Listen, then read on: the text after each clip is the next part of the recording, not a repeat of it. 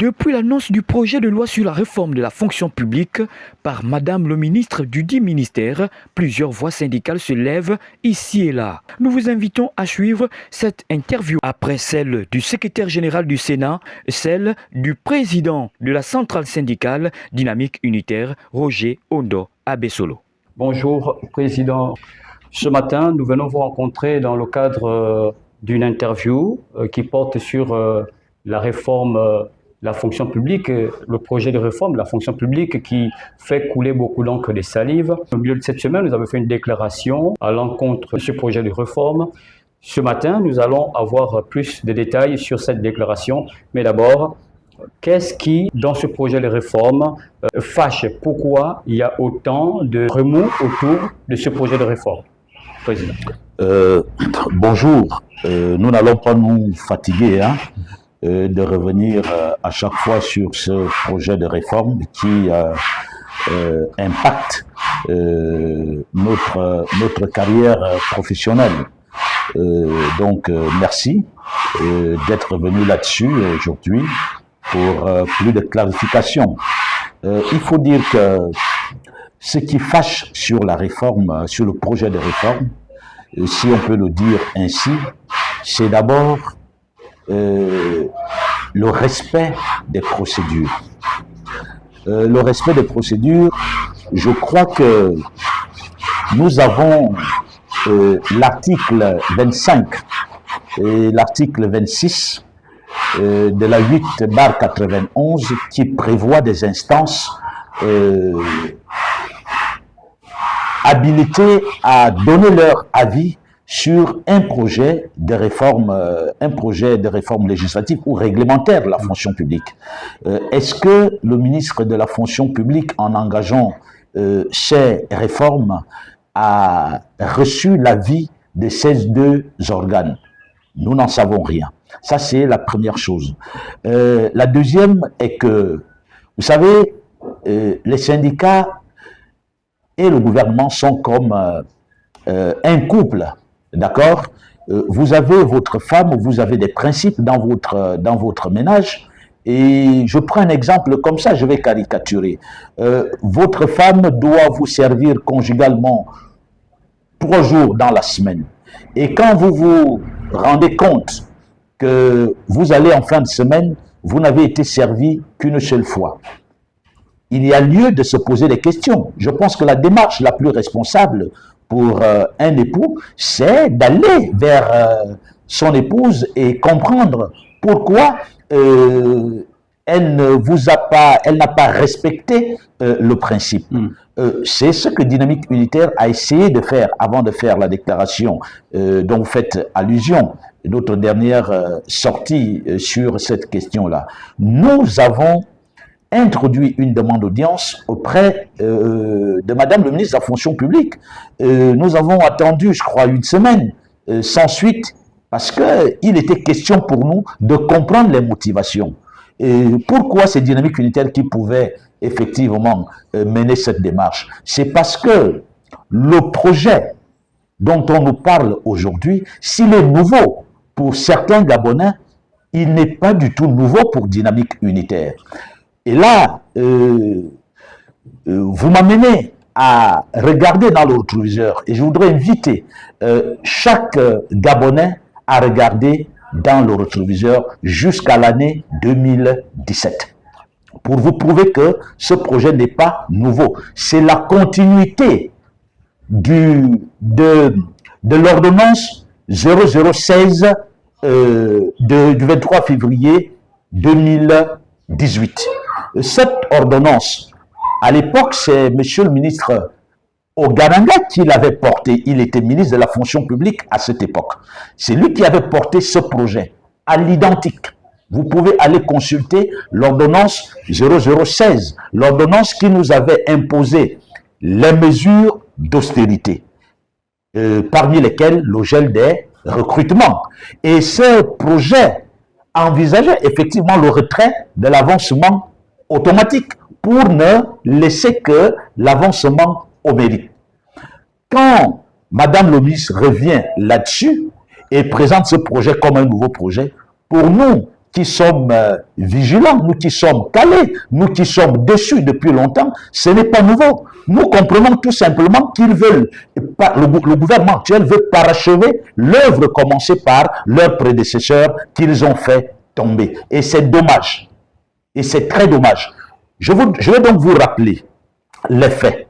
Le contexte d'abord, pour que les Gabonais comprennent mieux ce qui se passe. Dans les années 2016, le FMI va réunir les pays de la sous-région à Yaoundé, au Cameroun. Et les négociations vont se poursuivre. En 2017, le Gabon va finalement, parce que le FMI va mettre nos États face à un dilemme. Les États avaient le choix entre accepter une énième dévaluation du franc CFA ou procéder aux mesures d'austérité pour réduire le train de vie de l'État. Alors, je crois en juin 2017, le Gabon va finalement acter pour les mesures d'austérité. Et nous avions l'information, nous, à Dynamique Unitaire. Tout de suite, puisque nous sommes des lanceurs d'alerte, malheureusement, le gouvernement sait manipuler l'opinion. C'est comme ça que nous allons tenir une assemblée générale au terrain de basket d'Awendje. Au cours de cette assemblée générale, nous allons annoncer les mesures, le plan caché du gouvernement. Parce que nous, on avait déjà l'information que le gouvernement devait nous plonger dans l'austérité. Et tout de suite, nous avons jugé utile de lancer l'alerte.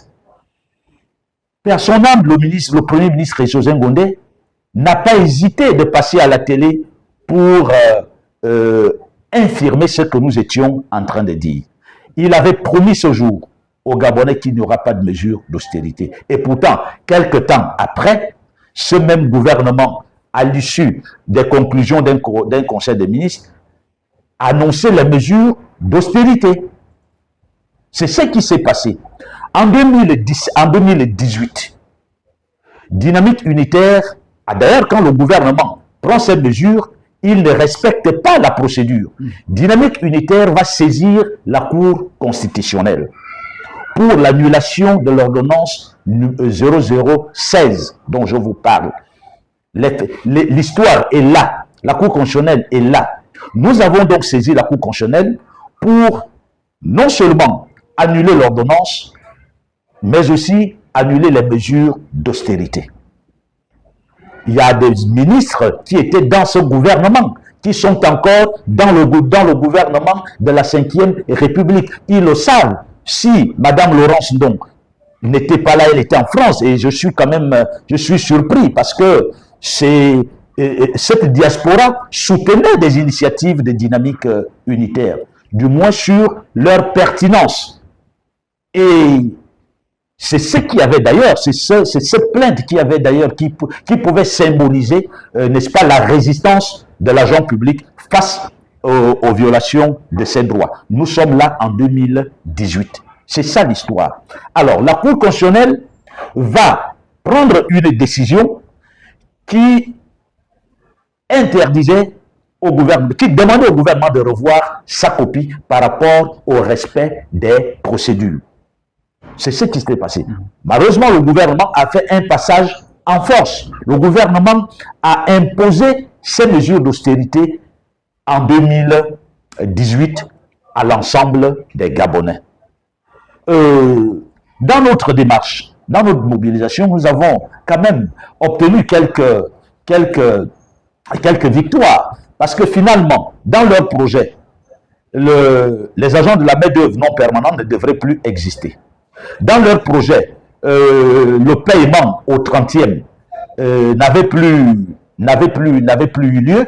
Dans leur projet, effectivement, il était question de retirer l'avancement automatique pour réduire le train de vie de l'État. Ils avaient envisagé réduire les primes, sinon annuler plusieurs primes, annuler plusieurs postes de travail, ceux qui cumulaient les fonctions. C'est tout ça qui avait été décidé. Mais aujourd'hui, pratiquement, le contexte était lequel? Nous étions dans un contexte de pression budgétaire. C'est ça la réalité. Les ajustements du FMI. Parce qu'aujourd'hui, on en parle. Vous le savez, vous êtes journaliste. On parle beaucoup plus du FMI, du Gabon, ainsi de suite. Aujourd'hui, alors, le contexte est le même. Quand nous faisons le rapprochement, vous voyez bien que le contexte est le même. Et qu'est-ce qu'ils font? Qu'est-ce que le gouvernement veut faire? Il prend la copie de leurs prédécesseurs. Ils disent, eux, ils ont réussi à satisfaire le FMI en gelant les carrières des agents publics. Nous ne pouvons plus le faire puisque nous avons dégelé. Nous allons utiliser la balle qui est restée, le retrait de l'avancement automatique qui va, d'une manière ou d'une autre, bloquer les carrières des agents publics. On nous parle de la performance. Qui peut dire que la performance, parce que ça aussi, il faut le dire, nos textes prévoient, la 891 prévoit effectivement la notation des agents publics. Chaque année, la loi prévoit que chaque agent public doit être noté par son chef hiérarchique. Si cela ne se fait pas, c'est de la faute de qui? Un décret vient effectivement préciser comment cette notation doit se faire. Vous avez suivi le ministre de la fonction publique. Elle n'a rien dit de nouveau. Qu'on parle comme ça à ceux qui ne suivent pas, mais pas nous. Elle n'a rien dit de nouveau. Ce que nous devons retenir et ce que nous retenons de cette réforme, de ce projet de réforme, c'est qu'ils veulent parachever l'œuvre de leurs prédécesseurs. Et on le comprend mieux. Après, on est à même de nous poser de bonnes questions. Pourquoi est-ce qu'il a même été nécessaire dans ce cas de faire tomber le régime d'Ali Bongo si nous devons reproduire, si nous devons parachever son œuvre? C'est ça la vraie question aujourd'hui. Nous disons dynamique unitaire et vous me permettez là de relever quelque chose de très très important. En 2000, parce que je vois tout le monde intervient sur cette question aujourd'hui. Or, dynamique unitaire, pour le même projet, en 2018, Dynamique unitaire était la seule organisation syndicale qui s'était plainte, qui s'était mobilisée pour dénoncer ce projet. Le même revient. Je suis content de voir tous les syndicats aujourd'hui se lever pour dénoncer ce projet. Mais tous ces syndicats avaient existé en 2018 quand le même projet avait été validé. Est-ce que ça veut donc dire qu'aujourd'hui, certains syndicats partagent la responsabilité du gel des recrutements en 2018? Parce qu'ils sont restés silencieux. Or, si nous nous étions mis ensemble, si nous défendions véritablement les mêmes problèmes, c'est-à-dire les mêmes problèmes des travailleurs, les mêmes droits des travailleurs, certains n'auraient pas accompagné le gouvernement d'Ali Bongo dans le gel des carrières. Donc ce n'est pas pour créer une polémique. Mais vous savez, la manipulation n'est pas bien. Et la manipulation vient du gouvernement. C'est pourquoi nous attirons sur cette question l'attention des travailleurs. Nous attirons votre attention. Ce problème n'est pas nouveau. Ce projet, c'est ce qui n'a pas pu être fait dans le projet porté par l'ancien ministre de la fonction publique, Jean-Marie Ogananga, qu'ils veulent maintenant achever. Ils veulent achever leur œuvre. C'est ça le véritable problème. Et nous, Dynamique unitaire, si nous l'avons défendu, si nous sommes mobilisés contre ce projet sous Ali Bongo, nous nous mobiliserons contre ce projet sous le président Brice Clotaire Oligui. Parce que c'est un projet qui précarise le fonctionnaire gabonais. Nous ne tirons aucun avantage. Nous nous connaissons. Pourquoi on ne note pas les fonctionnaires? Le mérite, oui. Mais laissez ceux qui veulent avancer par les escaliers, avancer par les escaliers. Ceux qui veulent avancer par l'ascenseur, qu'ils avancent par ascenseur. C'est ce que le législateur a prévu. Et je pense que le législateur a bien fait de prévoir et l'avancement automatique qui effectivement justifie l'ancienneté et l'avancement au mérite qui justifie, entre griffes, la performance. Mais qui a dit? Est-ce que le ministre de la fonction publique peut nous faire la preuve que ceux qui font des concours dans un même bureau pour les mêmes tâches sont plus performants que quelqu'un qui a fait, je prends un exemple, un jeune qui sort d'une école, je prends le cas des enseignants. Un jeune enseignant qui sort de l'ENS, il vient enseigner au lycée. Il vient enseigner au lycée. L'autre qui est là depuis, qui enseigne dans la même classe pendant 10 ans, est-ce que vous êtes sûr que celui qui sort fraîchement de l'ENS va être plus performant que l'ancien qui a fait 10 ans sans repartir en stage? Ce n'est pas évident. C'est pourquoi nous pensons que l'infirmier, je prends le cas de l'infirmier. L'infirmier qui est là depuis, l'infirmier d'État qui est là depuis 10 ans. Un jeune arrive, il est infirmier adjoint, il va en stage, il revient. L'ancien qui est là depuis 10 ans, c'est que bon, moi je n'ai plus l'ambition de repartir à l'école, mais je sais que il me reste à peu près 7 ans de service.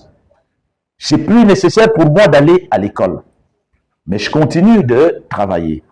Ce jeune sorti fraîchement de l'INFAS, cet infirmier polyvalent qui sort de l'INFAS, quand il arrive dans le même service, pensez-vous qu'il peut être plus performant que l'ancien qui est là? Ce n'est pas possible. D'ailleurs, qui va le former?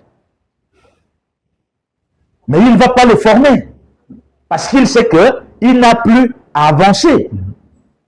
Il va passer les 7 ans restants de sa carrière sans avancer, sans attendre à un quelconque encouragement. Il existe des moyens pour valoriser ceux qui s'adonnent au travail plus que les autres. Ils avaient essayé avec la PIP. On a vu ce que cette PIP a donné. Les commerçants des marchés ont pris la PIP de la fonction publique dans ce pays. Les commerçants des marchés, nous sommes des humains. Nous vivons au Gabon. Madame la ministre de la fonction publique ne peut pas venir soutenir ce que je crois qu'elle avait combattu quand elle était dans la diaspora. Parce que je me rappelle quand nous avons lancé ce mouvement, je voyais leur sortie en France. Ça nous soutenait. Rien n'a changé aujourd'hui. Donc nous disons, ce projet de réforme précarise le fonctionnaire gabonais et je ne pense pas que cette pilule va passer. Ce n'est pas évident, monsieur. Merci, Président.